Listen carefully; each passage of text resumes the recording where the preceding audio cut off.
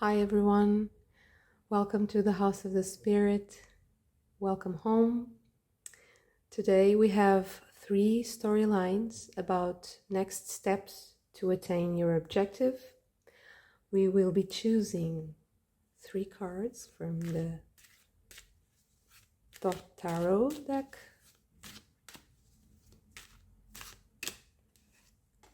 First card is the Emperor. Second card is the World. Third card is the 3 of Cups. Card number 1, we have the Emperor. We'll now be choosing some cards from the Egyptian deck. Let's see what are the steps towards your objective. So first step is the 9 of Cups, 8 of Pentacles, 4 of Pentacles, 5 of Wands. Okay, now we have to choose one of these. We can better define your objective, your final destination. Okay, we have Sekhmet. It's the equivalent to the card Strength in the tarot. I will now further clarify all of the steps.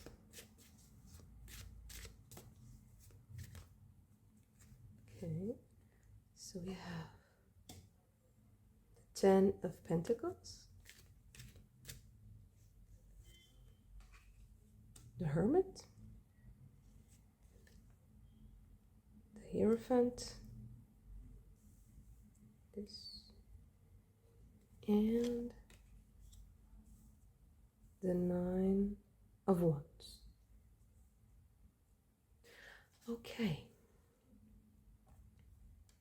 Let me meditate a little bit on the cards.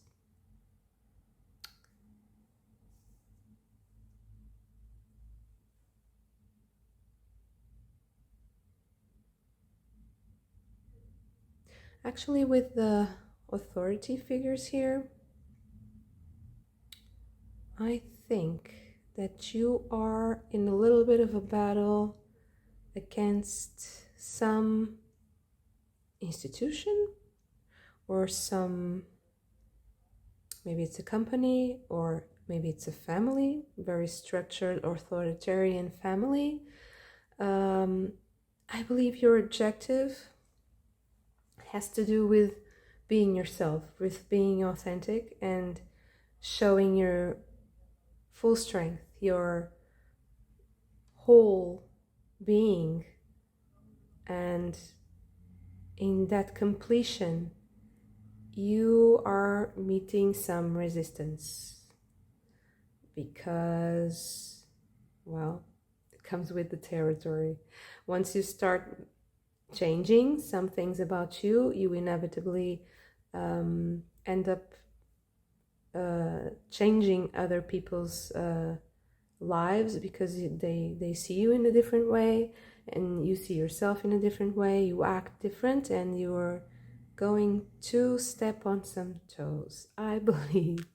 And the point here is that you are not afraid of doing that, and that you have developed a skill of being the one that is the different one in the family, almost like a black sheep. It's not exactly that, but it's the person who has the different views and the different opinions, and that goes against the structure, the very defined structure of the institution or family, or and that is going to create a little bit of friction. You have it here with the 5 of Wands, and then the 9 of Wands is this also defined as strength in this particular deck, and Sekhmet is the strength card in the Egyptian one. So it has a lot to do with the courage to meet those structures without flinching, without being afraid. So not being afraid is very important.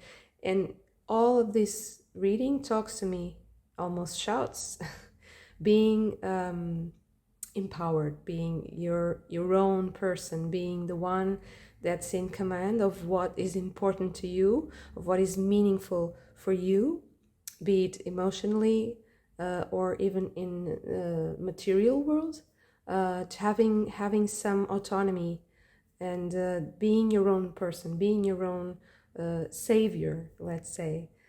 So the objective is that you go on that throne like the emperor, and that you go in a way that is passionate, that is with your emotions completely in tune with that position, that particular path that you are taking, and that is shaking things around you, and that is maybe changing other people's lives too, and maybe changing the institution itself, be it the family or even social, something in society. Not being afraid of doing what you think is right, passionately, of being yourself, and by clashing with that institution and with those maybe a bit rigid and outdated values, time will tell, you will be victorious, even if you meet that resistance and you don't win the battle. You will always win the war if you are passionate and do not give up. So this is the advice of spirit, and these are the next steps on fulfilling your objective and accomplishing this what a beautiful objective. And I hope you make it. I hope you are successful. I wish you so much success and luck on this path.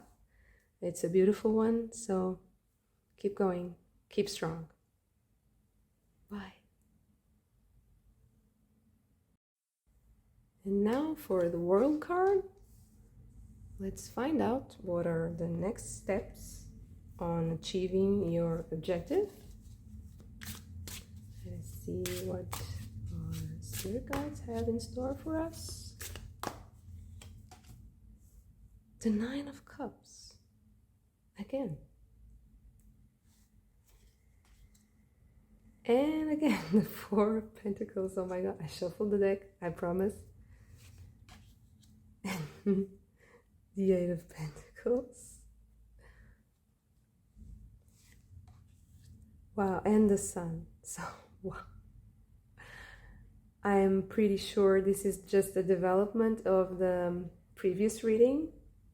So I guess the spirit wants us to deepen our perception. So if you chose the World card, maybe you should consider also watching the Emperor. Let us see what is your objective. Oh, Miroir, 23rd card in this deck.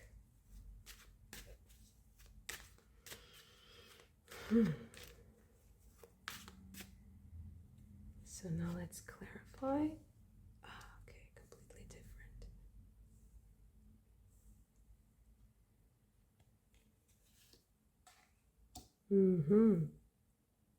The Eight of Pentacles again. Okay.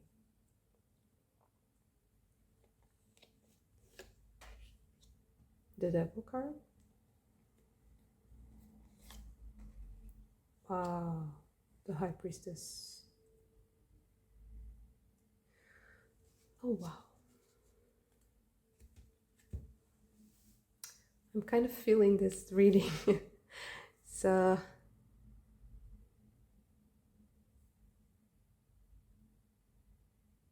it is certainly a development of the first card, the Emperor, and but this shows us a little bit of the shadow side, maybe, of the previous reading, I guess, and what is the advice so that you can overcome this shadow.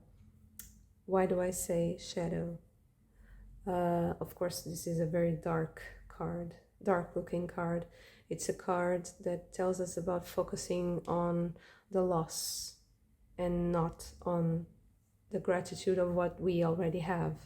And that presents itself as an illusion because you have the devil and you have the mirror card. This is a card that is about negative sides of things. So I would say that in order for you to clarify your objective and how you want to present yourself and be victorious in this objective is through your intuition, working with your intuition on a daily basis. I say daily because you have the sun. So the rhythms of the sun. So bringing the intuition into your daily life will help you not be deceived. And achieving, because there's a lot of the cards are here about skill and about achieving something, about building something and having a certain stability and solidity in your life, and also being very content, very happy with that stability and doing with the pleasure of doing those things. I would say that maybe you are not following so much your intuition at times, and you are being deluded by maybe other people's routines, maybe other people's wants, and the people-pleasing aspect, the compromising, I would say. And you have to believe that that's just like the noise. In order for you to focus on your objective, you have to clear the noise and you have to focus on the message, on the clear message that is coming from your spirit and from your truth, your pure, intuitive and innocent, even your purity, the purity of your soul. And maybe the relationships in your life are creating that noise and maybe derailing you a little bit from your path. And also being mindful and careful with what you build in terms of expenses, in terms of how much you are giving and what you are really achieving. So being very mindful and detailed about that is very important too, and will help you escape this pitfall also of being worried with what others think, what others say, and what others do, and not letting them interfere too much, and being much more focused on yourself and much more focused on your own path, your own intuition. And ultimately breaking that mirror and seeing yourself, seeing your soul. And this will achieve for yourself a sense of completion, a sense of being whole, of all the missing pieces coming together, almost like getting back pieces of your soul, really, little bit by bit. You will achieve this wholeness, and and that is the message here today. So what a beautiful, it's mesmerizing. This message is very surprising for me. I'm very happy to have received this message, It's so beautiful.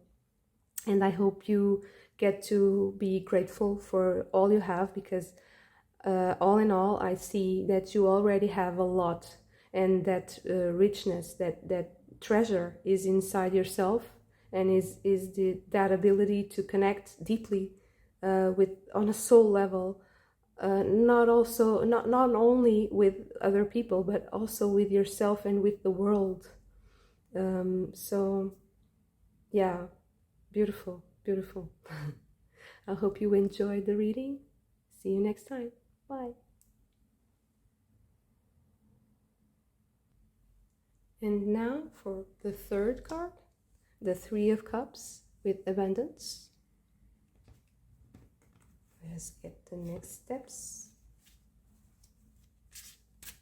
so that you can achieve your objective.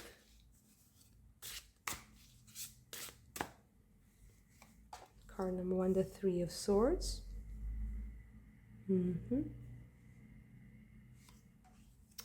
The Two of Swords.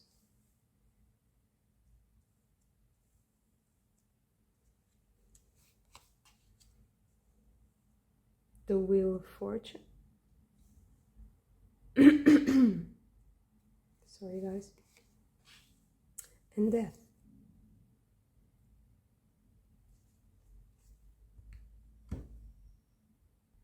So now we are going for the Thoth Tarot card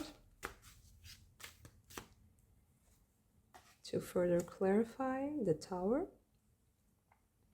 The Tower and the Three of Swords. Wow. The Princess of Cups. The Ten of Cups. And the Devil. Once again. Okay. Let us see what is your objective. The Lotus. So let's see. Let me meditate a little bit on the cards. Okay. Clearly there has been some type of misfortune or setback, I would say, maybe, in your path to your objective. And I think that setback was predicted in the objective itself. Things had to go this way because you had to be redirected, and you had to take some steps back in order to move forward again. And I would say that this moving forward also depends a lot on circumstances that you don't control. So surrendering to this process is very important, and not wanting to control. It's a process of death and rebirth. Something is going to be cleansed from your life. I'm not sure, but I would say that this is something about a relationship, family, friend, or love, because of all the cups. But the hurt is taking you to another level, and I think that you will find a lot of comfort in knowing a lot about your emotions, and maybe even in discovering a little bit of your artistic side, because it will show you some things that you're not seeing now. And in that kind of meditation that art is able to give us, painting, sculpting, everything that you can do with your hands or that you can create, that will make the emotions flow, music, it will be very, very, very helpful in this process, because it will kind of unblock the stuck, the emotions that are stuck and that are keeping you from feeling that you're moving forward, because you are moving forward, in fact, because things are going in your favor. They are changing. You just have to allow this process to flow, to go and through its natural course, take its natural course. And it has a lot to do with your emotional state. You have to really be flowy and really not flexible, but watery. Of course, emotions are water. So I would say the advice would be to relax as much as you can. Do whatever you know that relaxes you. Even some kind of sport would be nice, but I think the art part is very important in this reading here with the Princess of Cups, and also all the cups that are here. There's a lot of an artistic nature to it, because it's like you will achieve your objectives. It's just not in a straight line. It's more of a winding, flowy, watery way. But this is meant to happen. That sense of peace and emotional balance and fulfillment, it's meant to happen. It's your objective is clear, and it's just the way to get it that is changing a little bit for you right now, because you have some kind of a disappointment. It was a very strong one. It was some disappointment where you felt like very powerless, I would say. And I feel intuitively that it had to do with someone specific, someone who disappointed you very much.